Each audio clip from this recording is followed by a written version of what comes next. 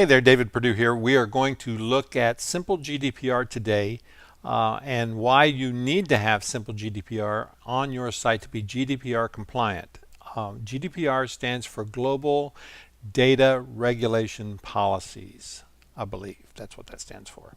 But in any case, it's all about data management and privacy management. So we assume that you downloaded or will download your simple GDPR plugin and you'll upload it to WordPress like any other plugin. If you don't know how to do that, just do a quick Google search on uploading new plugins to your WordPress site. It's really simple, really easy, not a big deal. So just a quick hint here is you go to plugins, add new, and follow the instructions is basically what happens. So you've downloaded your simple GDPR and you have it installed. So let's just click on it right here in the sidebar, simple GDPR.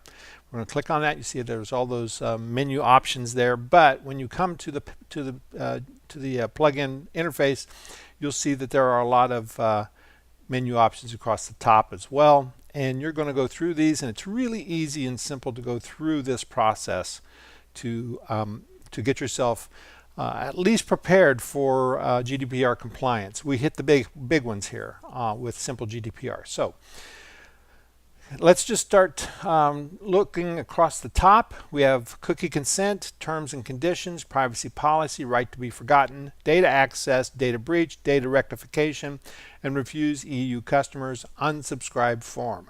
Now, the data access, data breach, and data rectification, these and right to be forgotten as well, these are emails that you collect requests from people to take actions about their data, and it comes into your system so you know you can notify yourself when you get one of these and you can take care of it immediately, which is required by the new EU law that took effect May 25th, 2018. So let's start with the easy one. If you are not accepting traffic outside of the United States, you can do one thing on your site to make sure that you are GDPR compliant completely, and that is to not accept EU traffic. So let's just click on change settings here. You'll see here, do not accept EU traffic, do not accept traffic from EU countries. Now, these are all EU countries listed here.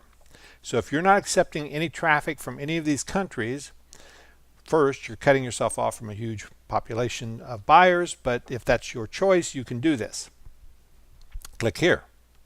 And then you would just put in a redirect. Anybody that does come from any of those countries, you would put in a URL where you wanted to send them. So in my case, it might be that I wanted to send them to somebody else's website. So let's say I'm going to send them over to CNN. I'll let them accept the traffic, right?